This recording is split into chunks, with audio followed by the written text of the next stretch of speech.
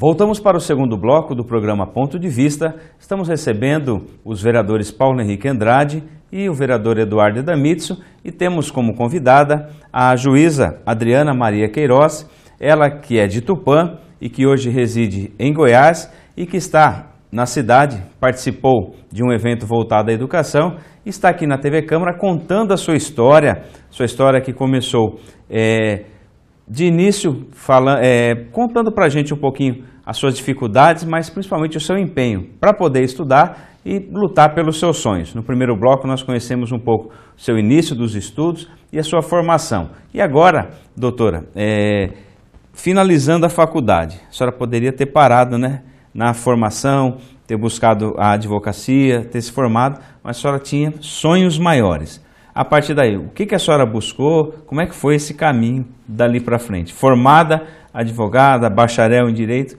o que a senhora sonhou dali para frente? E eu resolvi sonhar mais. Dizem que quando a gente realiza um sonho, outros nascem no coração. E durante a faculdade nasceu-me um outro sonho.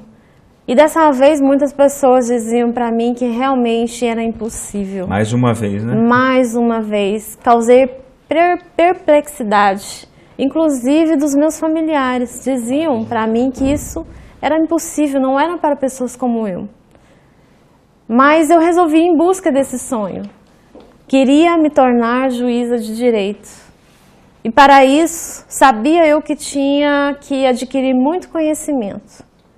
E sabendo da existência de um curso preparatório em São Paulo, capital, que era voltado para o ingresso na magistratura, eu resolvi me mudar para lá.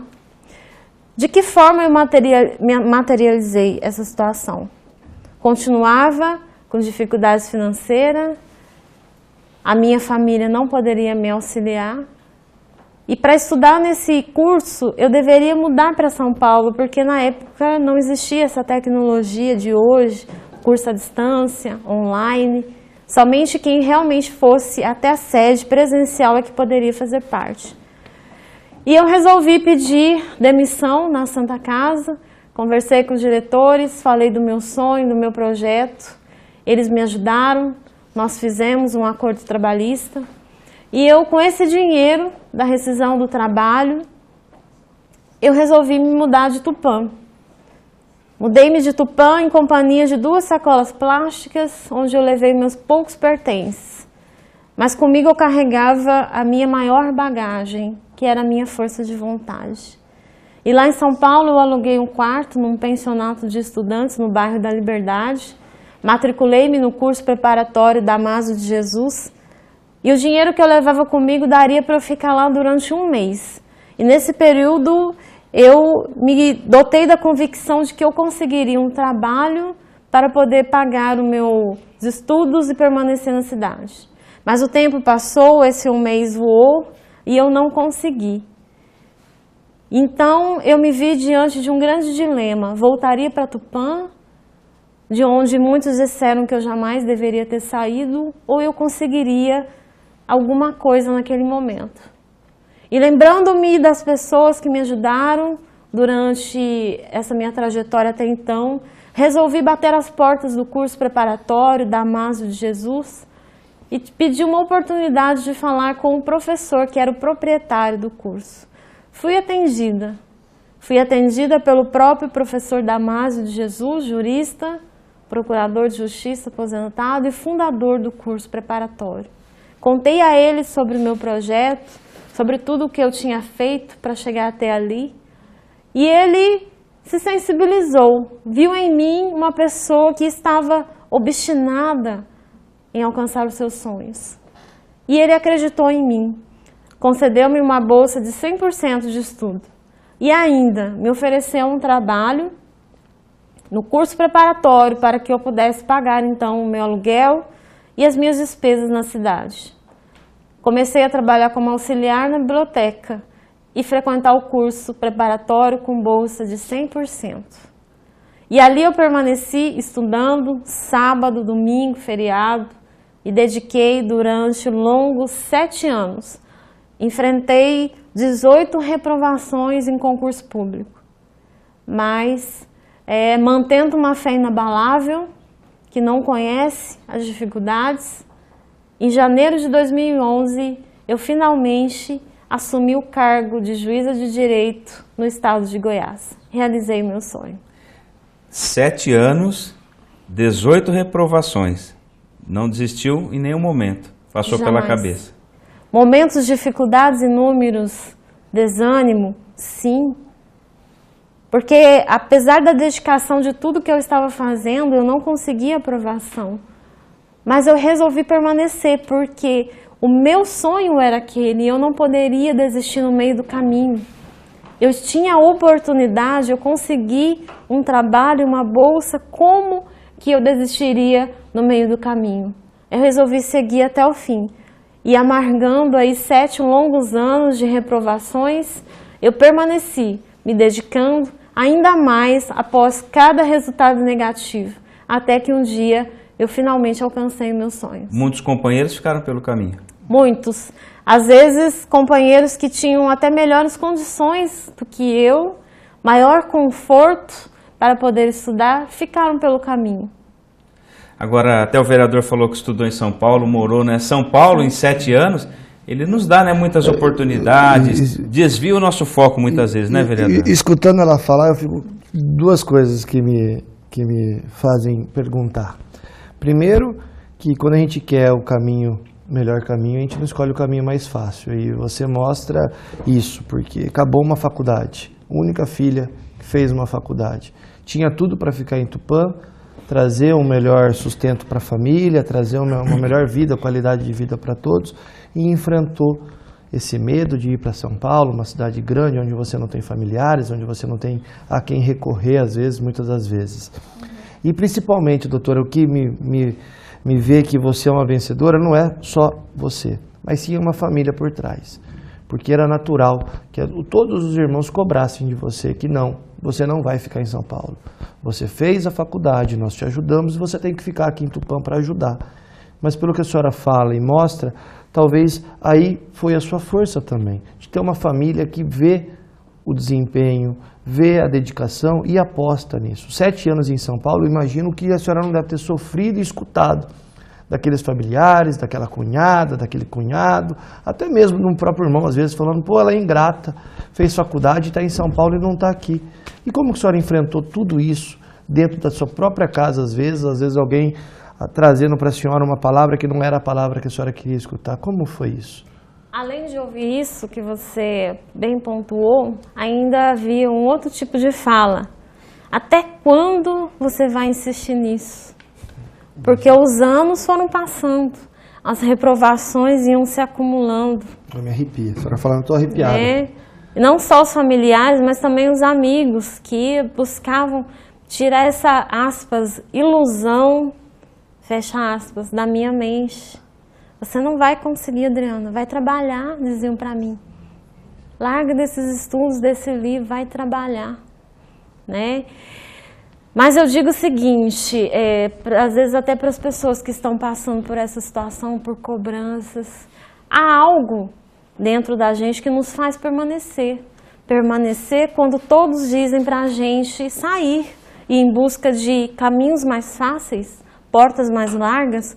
Por que insistir tanto num caminho tão difícil, estreito, em que muitos desistiam, estudavam 1 ano, 2 anos, diziam não, agora eu vou trabalhar, vou seguir minha vida. Eu não posso ficar a vida toda aqui dentro de uma biblioteca estudando, me dedicando a algo que não se materializa. A isso eu dou um nome curto, que é essencial na vida das pessoas. Fé. Fé. Foi a fé que me fez permanecer em meio às críticas, em meio às dificuldades. Foi a fé que me sustentou durante esses longos anos de reprovação e de derrotas.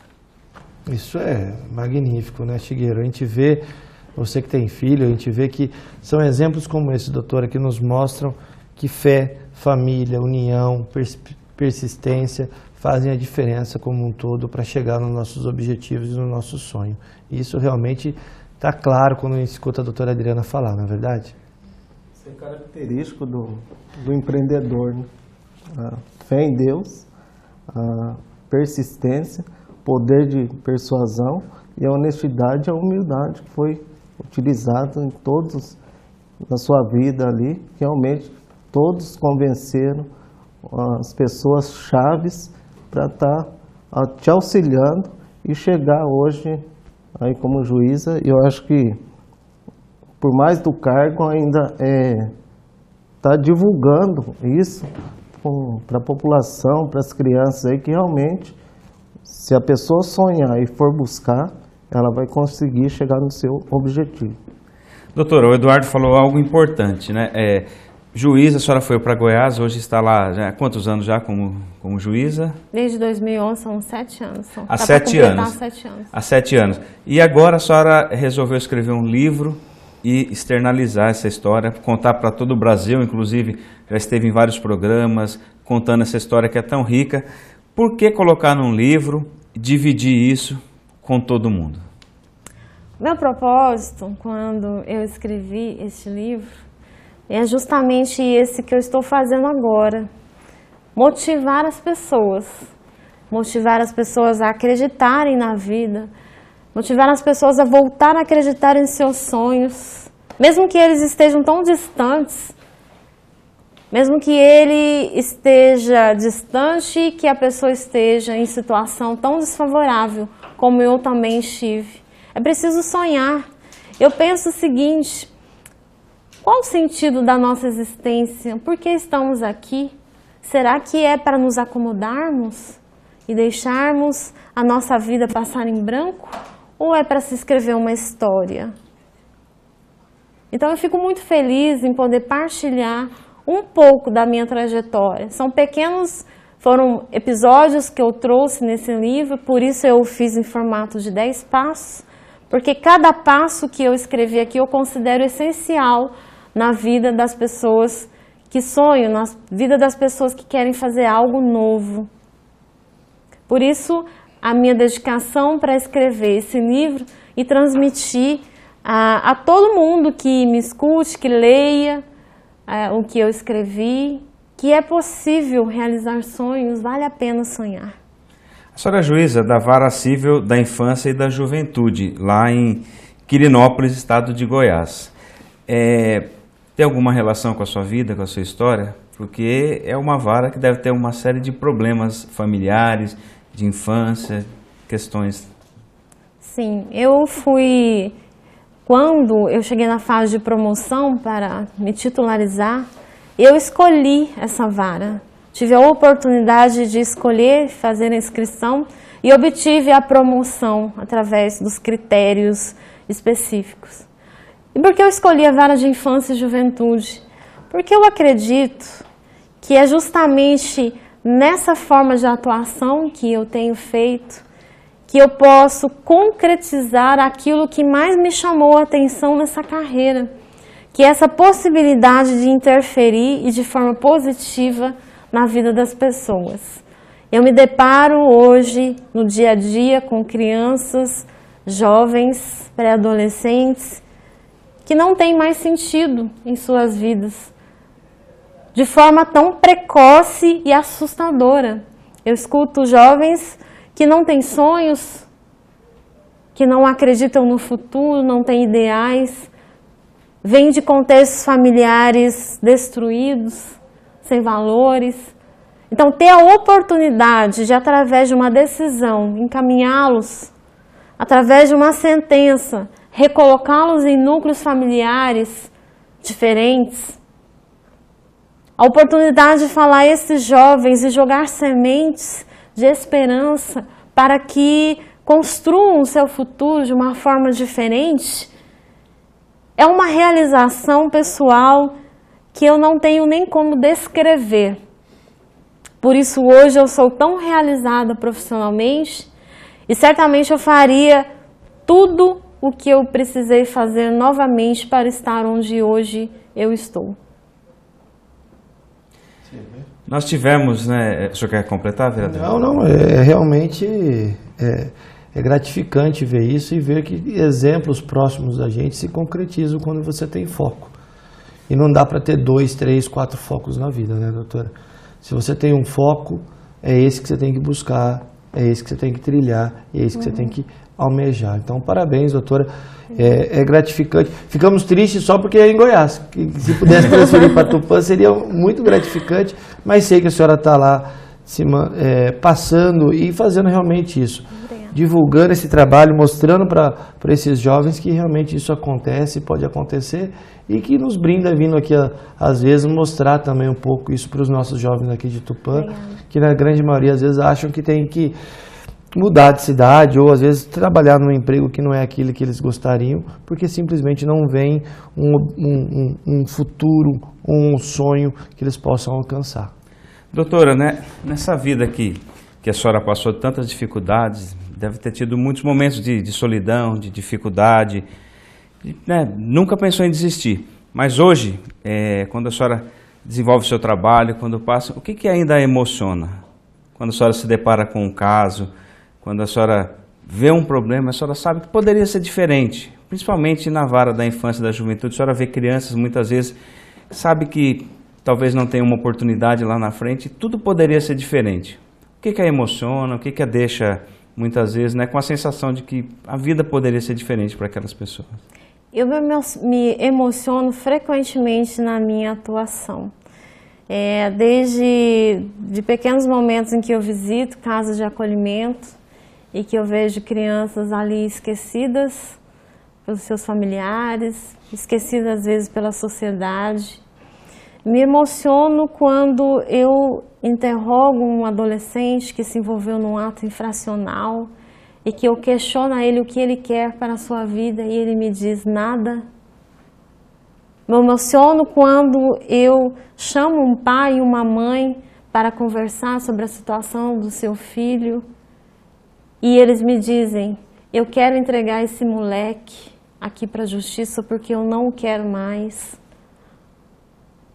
São situações em que eu vejo que às vezes um braço, uma mão que fosse estendida para a pessoa que está vivenciando aquele momento difícil, crônico na sua vida, poderia ser fundamental e poderia mudar toda uma história.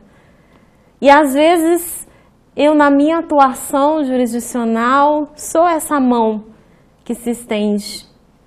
Não foram 1, 2, 3, 4 vezes em que eu deixei a minha casa, deixei a minha família e fiquei por longas e longas horas no fórum. Cheguei em casa depois das 11 da noite, porque eu estava ali tentando acalmar uma adolescente que estava em crise num abrigo, numa casa de acolhimento. Não foram nenhuma nem 2 vezes em que eu deixei a minha casa num sábado, num domingo, e fui bater as portas do abrigo da cidade para ver o que estava se passando ali. Porque, na minha visão, eu sou responsável por um pouco daquela história. Sou responsável porque Deus me conduziu até ali e me fez forte para que eu alcançasse essa função e pudesse interferir de alguma forma na vida das pessoas. Então, ficar em casa, às vezes, para mim, diante do sofrimento daquelas pessoas, me incomoda. Por isso eu sou frequente, estou ali, às vezes, fazendo, até extrapolando o que as minhas funções permitiam para estar mais perto e tentar ser a mão que se estenda para essas pessoas, assim como muitas mãos se estenderam durante toda a minha vida. Aquela mão que um dia foi estendida para você. Exatamente. Doutora, a senhora esteve proferindo uma palestra para professores, para educadores, para empresários, que emocionou a todos que estiveram presentes, foi aplaudida em pé por todos e, na oportunidade, foi homenageada pela Prefeitura, pela Câmara Municipal com a entrega de uma moção, pelo vereador Paulo Henrique, vereador Eduardo, e nós temos imagens, nós estivemos ontem, a nossa equipe, o nosso cinegrafista Jonathan e eu estivemos também registrando esse momento, e nós queremos, de forma simbólica aqui, passar as mãos, através do vereador Eduardo, novamente essa moção à senhora. Algum dos vereadores gostaria de ler? Quer que a gente faça a leitura? Tá. Então, moção de congratulações. Câmara Municipal da Estância Turística de Tupã. Aí nós vamos passando as imagens do evento enquanto a gente faz a leitura. A Câmara Municipal da Estância Turística de Tupã, Estado de São Paulo, no uso de suas atribuições, confere e conforme o disposto no artigo 33, inciso 15 da Lei Municipal 3070, de 5 de abril de 1990, Lei Orgânica do Município de Tupã, concede à doutora Adriana Maria dos Santos Queiroz de Oliveira, juíza de direito da cidade de Quirinópolis, Goiás, pelo lançamento do seu livro 10 Passos para Alcançar os Seus Sonhos, que narra a trajetória de garra e superação de uma jovem de família humilde que um dia assumiu a missão de realizar o grande sonho de se tornar juíza de direito. Moção de congratulações, número 123/2017, de nossa autoria, aprovada por unanimidade em sessão ordinária no dia 10 de abril de 2017. Tupã, 10 de junho de 2017, e assinam os vereadores Eduardo Edamitsu e Paulo Henrique Andrade, representando a Câmara Municipal, mas principalmente representando toda a população de Tupã, em reconhecimento ao seu esforço, à sua dedicação e essa lição de vida, e por levar o nome de Tupã com tanto orgulho por todo o Brasil, doutor. Em nome dos dois vereadores, essa moção lhe é entregue com muito orgulho e com muito prazer. Muito obrigada. E desde ontem eu estou vivendo fortíssimas emoções, né? Antes de eu iniciar a minha palestra no evento educacional, eu recebi algumas homenagens e eu disse, né, na ocasião, que ficaria até difícil para eu prosseguir na palestra, porque a emoção toma conta realmente. Eu tenho um sentimento de gratidão muito forte por essa cidade, por Tupã, pelas pessoas que eu convivi, pela população que me acolhe aqui nesse momento e que destina a mim os cumprimentos de reconhecimento pela minha trajetória de vida. Gratidão é a palavra que eu deixo aqui para os senhores hoje e também para a população. Meu sentimento de reconhecimento e de que foi através de Tupã, foi através do que eu vivenciei aqui no início da minha vida, que me tornaram a pessoa que eu sou hoje. Então eu sou muito feliz e grata à cidade e à população de Tupã. Nós estamos indo para o final do nosso programa, Eduardo. Está concluindo, eu acho que nessa fala toda, eu acho que essas pessoas que a doutora comentou, estaria talvez trazendo um lado negativo, mas isso aí acho que foi a mola propulsora, né? Muitos veem como, a pessoa não quer o meu bem, mas isso aí a gente fortalece a gente para a gente estar correndo mais e buscando os nossos sonhos. O Eduardo está emocionado, gostou da história, é algo especial, né, vereador? O senhor que milita na Santa Casa, o Eduardo também tem um trabalho social muito forte, ele acompanha situações como a que a senhora descreveu no dia a dia, certamente tocou muito fundo a ele todas essas histórias que a gente contou aqui hoje, né, vereador? Paulo Henrique? Com certeza, eu acho que o Chigueira está completamente com a razão, mas acho também que o cerne dos nossos problemas hoje é a falta da família. E quando você tem uma família que vivencia juntos sonhos, você realmente consegue mudar a vida dos filhos, dos irmãos, e eu acho que isso que é importante. Ter molas são importantes, mas a gente precisa de uma base. E eu sei que a senhora, quando fala no nome da sua mãe, do seu pai, dos seus irmãos, realmente isso mostra o quão isso deve ter sido importante para você.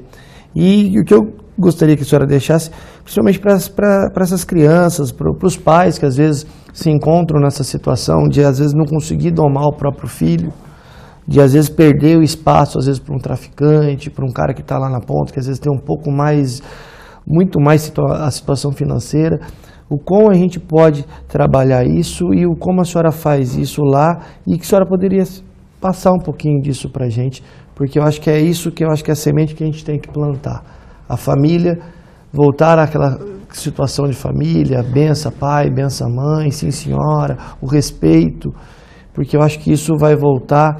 Se não tivermos isso, nós não vamos conseguir voltar a ter um país melhor, um país onde a gente tem os jovens como sendo os precursores de uma nação melhor. Exatamente. E, inclusive eu usei desses argumentos ontem na palestra, ao dizer que a educação, a formação das nossas crianças, dos nossos adolescentes, não é responsabilidade exclusiva do Estado. E aqui o Estado eu digo em todas as esferas, municipal, estadual e em âmbito federal. O que nós vivenciamos hoje, na realidade, é que muitas famílias se esquecem de dar educação em casa e jogam isso, querem transmitir essa responsabilidade para a escola. E os professores se veem numa situação difícil, porque como dar educação para quem não vem, não sabe, não tem uma noção de respeito para com o próximo. E isso é um trabalho que é feito anteriormente, é feito dentro de casa.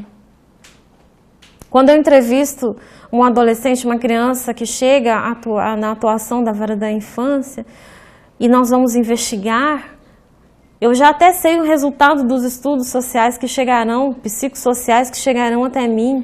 A origem de 99,9% dos problemas é de ordem familiar. As famílias estão desistindo das nossas crianças, a família está desistindo dos nossos adolescentes, porque trazem problemas para casa. Mas vamos pensar aqui conosco. O trabalho anterior de formação, de transmissão de valores, de noção de respeito, da noção de princípios, está sendo feito. Isso precisa ser resgatado urgentemente por todas as pessoas, por todas as famílias que querem ver o nosso país de uma forma melhor. E quando um pai e uma mãe chega para mim no gabinete e fala: olha, eu não quero mais o meu filho interne. Tem pai e mãe que pede para que eu interne o seu filho, para que ele fique longe de casa. E eu digo que aquela situação não vai se resolver com uma sentença, com uma determinação do judiciário. Isso só vai se resolver se a gente colocar algo muito maior em prática, que é o amor. O amor precisa ser concretizado. Eu pergunto para esse pai, para essa mãe: eu sei que você ama seu filho, foi você que o gerou. E se ele está com problemas hoje, vamos fazer uso desse amor incondicional que existe nos laços familiares, para que de forma concreta a gente busque apoio, para que a gente possa resgatar esse jovem, para que a gente possa resgatar essa criança com problemas. Os pais às vezes não conseguem sozinhos, por isso nós estendemos as mãos, judiciário, CREAS, CAPS, CRAS, Conselho Tutelar, escola, que é um braço absolutamente importante nesse momento. Vamos unir forças. Por isso eu acredito tanto no projeto que foi lançado ontem. Vamos unir forças, Estado, família e sociedade, para que juntos nós busquemos soluções para esses problemas que nós estamos cada vez mais enfrentando no nosso dia a dia. Você vê que o seu exemplo é uma forma fácil de explicar isso. Que realmente quando a gente quer e quando tem família e principalmente persistência e educação, doutora, a gente consegue mudar e ganhar essa batalha. Parabéns, parabéns, Rogério, Du, por ter compartilhado comigo essa moção, aos vereadores, todos os vereadores que por unanimidade aceitaram e acreditaram no seu exemplo. Parabéns e seja sempre muito bem-vindo à sua cidade. Muito obrigado aos vereadores. Doutor, obrigado pela sua vinda.